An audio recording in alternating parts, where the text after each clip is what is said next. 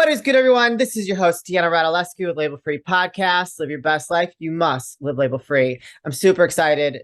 Sit back, relax, have an open mind, and just listen to my next guest. He's got an incredible story. He's a substance abuse counselor, author, public speaker, and an advocate for reducing DUI fatalities. Please welcome Martin Lockett. Martin, I am so excited for this conversation. Welcome to the show.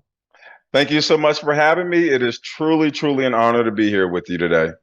We've already had a great conversation talking about Julie and just a lot of stuff. You are based out of Pennsylvania, the East Coast, which is awesome. I miss the East Coast. I used to go there quite frequently back in the day. So I know you're enjoying it there from moving from the West Coast. But let's get into a little bit of your story. You've got quite the almost traumatic, I'd say, background. So I'm going to let you share what you're wanting to share, and then we're just going to get into it. Okay, so what brings me here today is the fact that I spent 17 and a half years in prison in the state of Oregon for a DUI manslaughter, where tragically two people were killed. Another was severely injured, permanently injured for life because of my reckless actions. So this started on New Year's Eve of 2003. And I was a severe alcoholic by that point. I started to drink when I was about 14 years old.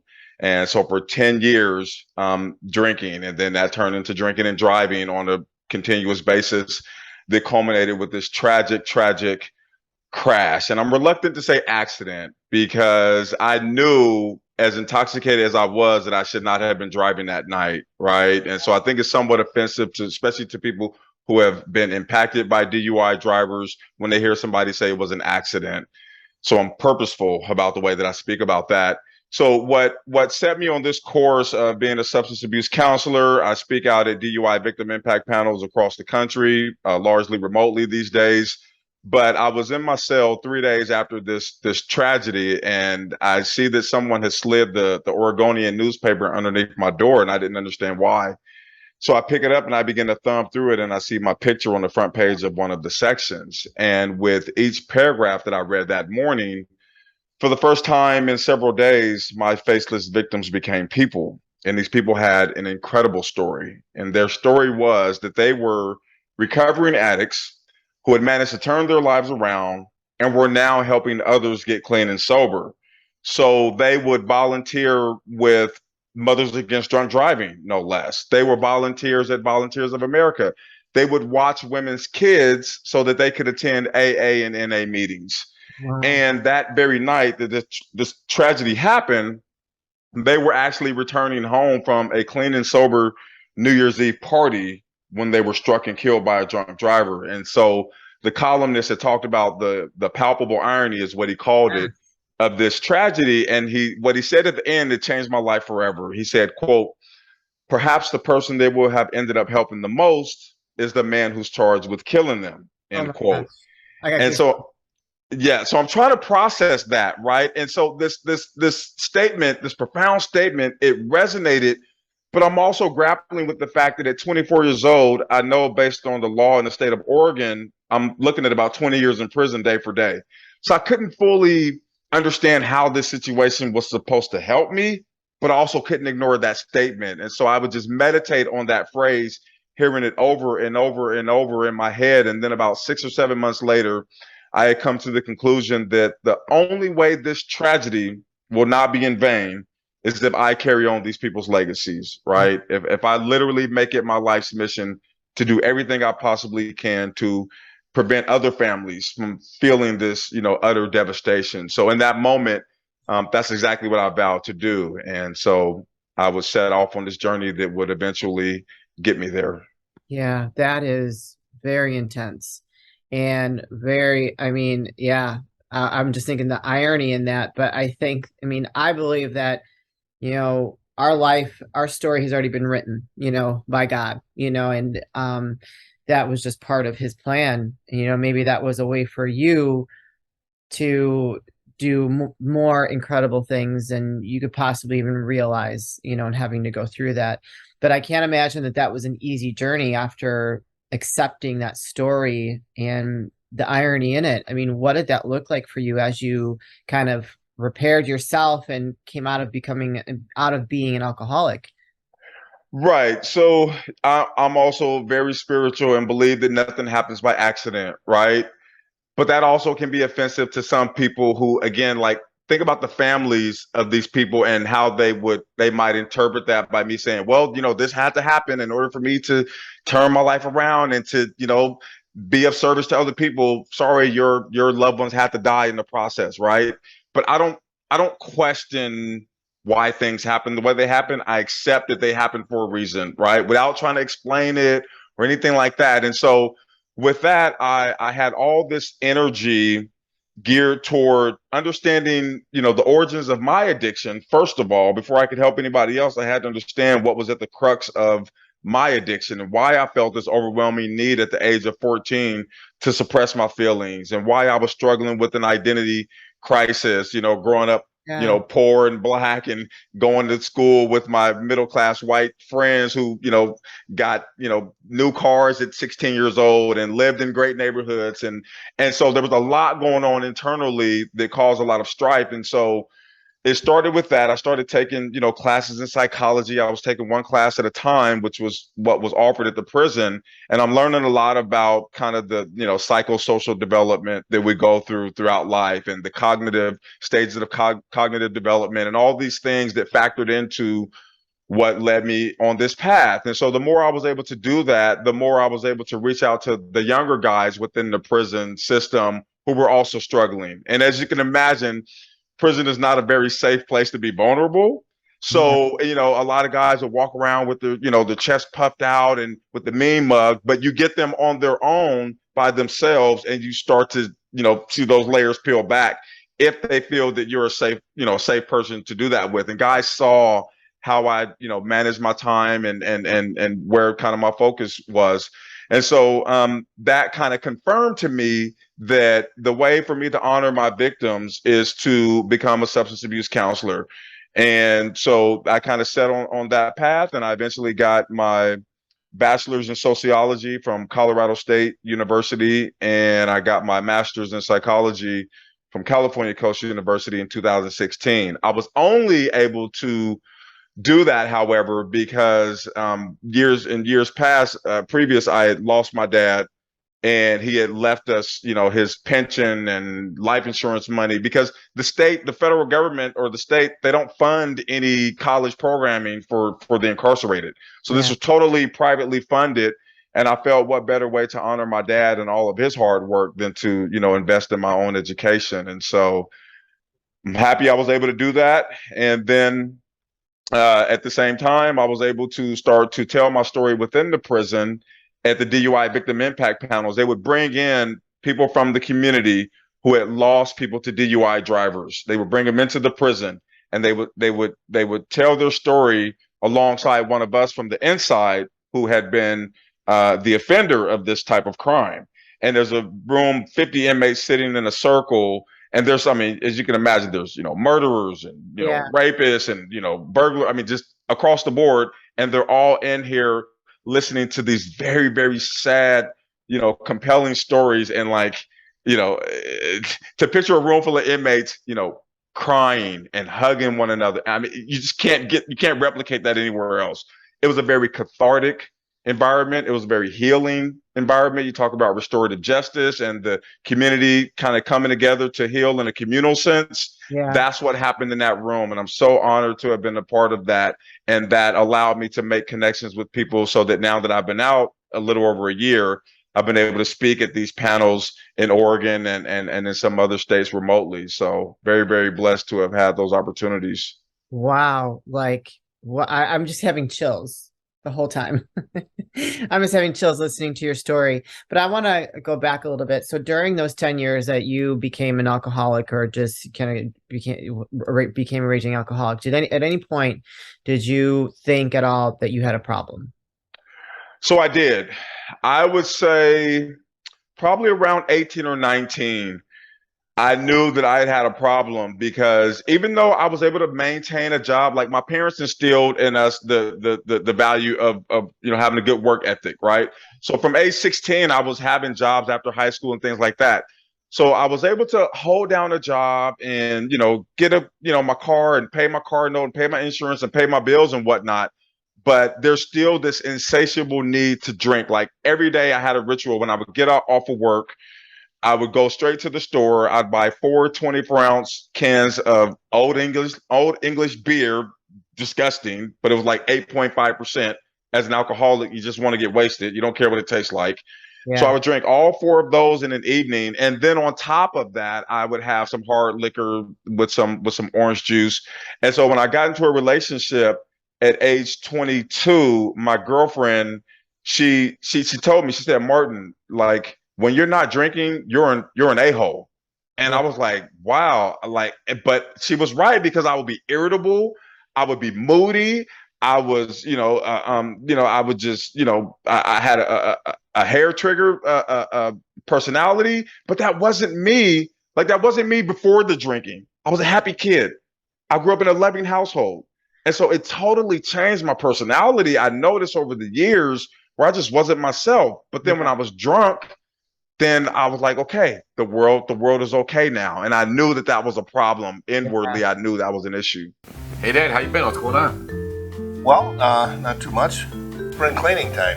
Well, did you weed whack? Did you get the carpets clean? 'Cause I know Mom's all about that, so I want to make sure we're ready to go. Well, yeah. I got the gutters clean. That's about it.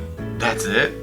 Well, when I said weed whack and all that in the carpet, I kind of meant like the Manscaped 4.0. It's a little more personal. I understand. Yeah. Works Oh, awesome. have you tried this? I have tried it and it works wonders. It really does. Yeah. Okay. This is pretty cool. And see, it comes with an LED light, and I understand it's waterproof. It is waterproof. It works well. I tried it. It's a good product. It's a great product. I've tried other ones, and they're just so noisy, and they don't cut very well. Wow, that's really good, Mike. Where do we get this? Well, you can get it at manscaped.com, and while you're at manscaped.com, you know that we got a code, so we get it cheaper. Really? Yeah, What kind of a discount can we get? we can get it at label-free 20, and it gives you 20% off the product, and it gives us free shipping. And I've tried some of the other products there because they got these all new premier products. Like this here, it's a deodorant. Now, is it for underarm or other places or? Made it, I tried, but it's for the underarm. Okay. That's where it's at. And you can also get it at manscaped.com. Same code. We use the code again. Label free 20. Label We get free 20% 20. off and free shipping. Free as well. shipping. I mean, how can you go wrong with that, right? Wonderful. At 14, how did you get, or who introduced you to drinking? So I had a cousin who had come to stay with us between the 8th and ninth grade school year. And that was when my whole world changed. He was a notorious gang member. He was only 1 year older than us. He was a notorious gang member in Portland. All the guys feared him. All the girls loved him. He was so popular, Yeah. but he was into all the stuff, right? Yeah. And so because I was a really shy, timid kid, he was everything that I wasn't. So I envied him.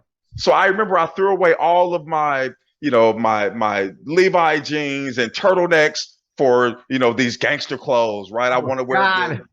right. And so I want to wear the Chuck Taylors and the Dickie suits he was everything to me. And so we started hanging out with him. He gave my brother and me our first beer. I remember we were at a party and he handed us these beers and, we're looking at each other like, we can't drink this. Like mom and dad would kill us, right? We weren't raised this way. But we knew if we were going to be accepted amongst this group of people that we had to do what they were doing. And so I remember when I took that first drink, like my chest, just heated up and the inhibitions came down and I'm able to actually talk to people freely without this anxiety, this social anxiety that had gripped me for years, Yeah. right? I'm able to talk to girls without sweating. I mean, it was like a miracle drug to me that this alcohol gave me. And so at that point, I became very fond of alcohol, so Yeah. much so that alcohol was literally my best friend until it wasn't, right? Until it took everything from me and took two beautiful people from this earth. So Wow. So it started off as something fun and it just like what's the word I'm looking for? It's just rolled Escalated, or escalated yeah, into yeah. something really bad. Wow, that's quite the story. Well, I mean, luckily you didn't get involved in gangs or anything like that, did you? We did well, so semi. We never got fully initiated, Yeah. but I mean, we were deeply affiliated. We would go to these gang hangouts with official gang members. We never did like drive-bys or anything like that. What Okay. we did do was we would steal cars like every other day and go joyriding. So I remember we were like 15 years old. We had gotten pulled over in a stolen car, got taken to juvenile detention hall. Our parents had to come and get us. They were Oh, furious, yeah, for utterly sure. furious. They told us we couldn't hang out with this guy anymore. He was our cousin, but they said you can't have any contact with him. This is not going to happen. But we were starting to gain our independence at that age. Dad was working swing shifts, so he was gone all day. Mom's health started to deteriorate. She had been sick pretty much our whole lives, and so she couldn't rein us in, right? And so we continued to get in trouble, but the worst it got was I spent like 8 days in juvenile hall. I was put on probation, and that was kind of the extent of it. Thankfully, my twin brother got his act together at age 18, went to Job Corps, and he's been a journeyman carpenter ever since then. And so he's done really well for himself. I didn't quite take that path, obviously. So you're a twin. I am a twin brother. I have a twin brother. He's 17 minutes older. He will never let me forget that that he's Wow. the older twin. But he was rock solid by my side throughout that entire sentence. I paroled to his house with him. So he and his wife actually bought the house that we grew up in. My dad bought it in 1982 from my great grandparents who moved up to Oregon in the 40s. And so they kept the house in the family. And I go back and visit sometime, obviously, but I love my brother. He's my best friend for sure. That's amazing. So let's fast forward. So you've written a book. Tell us about it's one book, right? Oh, two books, two books. Tell us about these books. Tell us the first one you wrote and what it's about. So the first one I wrote is Prison to Purpose Pipeline, this nice little book here. And I'm really, really proud of this one. This is my memoir. And if you've ever written about your life story, you will find that you remember a lot more than you thought you did, I right? don't know if I want to remember. I wasn't always a good girl, so I got plenty of my own stories. All right. Exactly. I just never got caught. Thankfully. But Yeah. so it takes you from my earliest childhood memory all the way up until 2010 when I gotten my first degree. I wrote it when I was in prison. I still had like 7 years left, and I penned it in my prison, cell. And so you get a lot of the feel of what it felt like to be in that circumstance, trying to do good in a very negative, pervasively, Yeah. negative environment, right? But there's a lot about the psychology behind, like I said, the origins of my childhood, why I started drinking, why I struggled so deeply, and then what I came to learn through all of my studies and through being in prison and spending time with myself. And it's just ultimately the goal of the book was to be utterly transparent, to you know reveal scars, warts, wounds, everything, so that people can identify with that. Because as a human being, no matter where we come from, what our background is, we all struggle. But then to show that if you don't give up on yourself, no matter how insurmountable the odds may seem, that if you use that adversity to shape you and to mold you and to help you discover things about yourself that you otherwise would not have, right? Adversity has a way of doing that. Then ultimately you can succeed through that fire. So that was the goal of the book. I think I was successful in that. The reviews and feedback I've gotten have pretty much validated that. So I'm very, very proud of that book. Excellent. And then My Prison Life. My Prison Life is a collection of about 100 blogs. So I was a regular blogger on prison related websites when I was inside. So I Yeah. would talk about the daily goings on of prison, but then also, so it's broken down in 4 sections. The first section is how to adjust to prison life, right, from the free world. The second is about how one can maximize their prison sentence. The third one is about how to maintain a prison relationship, because I actually met my fiance a year and a half into my 17 and a half year sentence. So she did that whole 16 years with me. And that's why I moved to Pennsylvania, because she built this beautiful home in Pennsylvania about a year and a half ago. And so we are living our best How life. you're smiling right now. I love it. That's my baby. We have traveled to the Bahamas. We've been to, Vegas and DC, and like we are just really, really happy. So I talk about how we were able to, really lean into the things that really, solidify a relationship, like trust and compromise, and finding common ground and sacrifice, and all these tenets that make a strong relationship what it is. And then the fourth part of the book is about the impact of prison on families and communities. And so I'm really, really proud of that one as well. I mean, excuse me. God has got bigger plans for you. That's for sure. It's unfortunate what you've gone through and what you had to experience to turn your life around. But I think that you are going to make a bigger impact than I think you even know. So keep telling that story, and keep, hopefully changing lives at the same time. What would you say? And we're going to start wrapping things up here. What would you say to someone that might be struggling with alcohol right now and doesn't want to admit it? I would say that if it has impacted your relationships, if people around you are saying that you have a problem, even though you don't think you do, then there might be a problem. If it has cost you anything legally, then there might be a problem. If it has affected your job, if you're finding yourself, being late to work or calling off work because you're hungover, then there likely is an issue there. And lastly, I would say that there is help. The beautiful thing is I answer calls from people who are struggling mentally by dialing 988. So this past about 10 days ago became a nationwide thing. We have 911 for emergencies, 988 for anybody in a mental health crisis.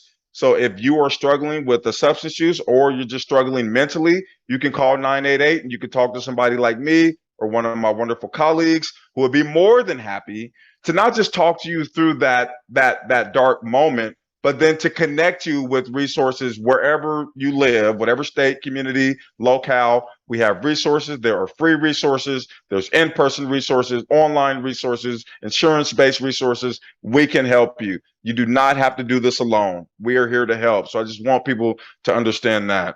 Beautiful. Where can people find you, connect with you, find your books, all of those good, all that good stuff? The easiest way is probably, if you have Instagram, I'm at Martin L. Lockett, or you can log into my website at martinlockett.com. The books are, you can purchase them there. You can purchase them on Amazon, obviously. And so, yeah, those would be the easiest ways. You guys, I'll put all those links in the show notes. If you've connected with Martin and you want to support him in his journey by making a positive difference and helping people turn their life around, do not hesitate to go click those links. Go follow him on Instagram. It doesn't take anything out of your pocket. But if you want to go and grab a book or two from him, you know where to go. The links will be right there. So Martin, you've shared a lot of great stuff, a lot of what you've gone through, and I'm sure you've touched a lot of lives that will be listening to this episode. What last words would you like to leave with the audience before we say goodbye? I would just say that even if you find yourself in what you may see as a rock bottom moment, that you're not going through that for no reason. There is a reason. There's a purpose behind why you are experiencing that. It is on you to discover what that reason is. So I would not let those moments of extreme adversity pass you by without you gleaning something very, very invaluable about yourself and how you were supposed to parlay that into a greater purpose and a greater calling. Oh, I love it. Thank you so much for sharing that. Please keep us posted on any new projects or anything you've got going on. So we'd like to have you come back in the future just to give everybody an update. Like I said, I think that you are destined for great things. Woo, there goes that star in the sky. I love it. Thank you. Thank you so much again for sharing your story. You guys, this is your host, Deanna Radulescu with Label Free Podcast. To live your best life, you must live label free. Please don't forget to follow, subscribe, rate, review, comment, share, all those good things. And I'll be back soon with more dynamic guests.